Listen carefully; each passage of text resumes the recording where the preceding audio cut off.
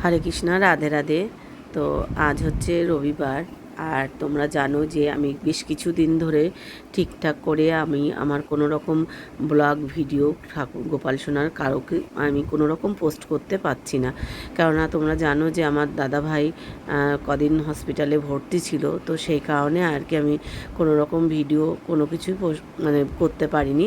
আর কেননা দাদাভাইকে নিয়ে আমাদের সবাই একটা মন মানসিকতা খারাপ ছিল, কারণ খুবই অসুস্থ ছিল। তো যাই হোক, আমি আমার গোপাল সোনাকে বলেছিলাম যখন আমি মানে হসপিটালে নিয়ে যাচ্ছি, যে আমার দাদাভাই যখন ভালো হয়ে বাড়ি আসবে, আমি আসলে তোমাকে আমি হাতে করে নিজে হাতে করে গুছিয়ে সেবাটা দেবো। তো যাই হোক, আমার দাদাভাই আজ দুদিন বাড়ি এসছে, কিন্তু আমি নিজে অসুস্থ হয়ে পড়েছি, যে এতটাই আমার মানে টেনশানে আমি নিজে অসুস্থ হয়ে গেছি। তো যাই হোক, কালকে আমার অনেকগুলো রিপোর্ট ছিল, সেগুলো আর কি করে আসলাম। তো করে আসার পরে আর কি আমি কোনো রকম উঠতে পারছিলাম না বিছনা থেকে। তো আজকে আমি সকালবেলাও অনেকটা লেটে আর কি ঘুম থেকে উঠেছি, কেন উঠতে পারছি না, মাথা কোনো রকম তুলতে পারছি না। তো যাই হোক, উঠে তারপরে স্নানটা করে আমার গোপাল সোনাদেরকে তুলে তারপরে সবাইকে স্নান করে সাজুগুজু করিয়ে তারপরে আর কি আমি আমার গোপাল সোনাকে সেবাটা দিলাম। তো কেন আজকে আমি বলে রেখেছিলাম যে আমার দাদাভাই ভালো হয়ে তাড়াতাড়ি করে সুস্থ হয়ে আসলে আমি নিজে হাতে পুজো দেবো। তো সেই কারণে আর কি আমি পুজোটা দিয়ে দিলাম।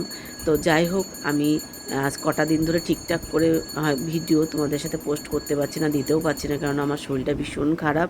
আর তোমরা আমার গলার ভয়েসটা শুনেও বুঝতে পারছো যে আমার শরীরটা কতটা খারাপ। তো আমার শরীরটা একটু সুস্থ হলে আমি যেরকম তোমাদের সাথে ভিডিও দিই, যেমন ভিডিও পোস্ট করি, অবশ্যই তোমাদের সাথে করব। আমার গোপাল সোনাদের সুন্দর সুন্দর ভিডিও তোমাদের সাথে অবশ্যই পোস্ট করব। আর আজকে আমার গোপাল সোনাদের সাজটা কেমন লাগলো তোমরা কিন্তু অবশ্যই কমেন্ট করে জানিও।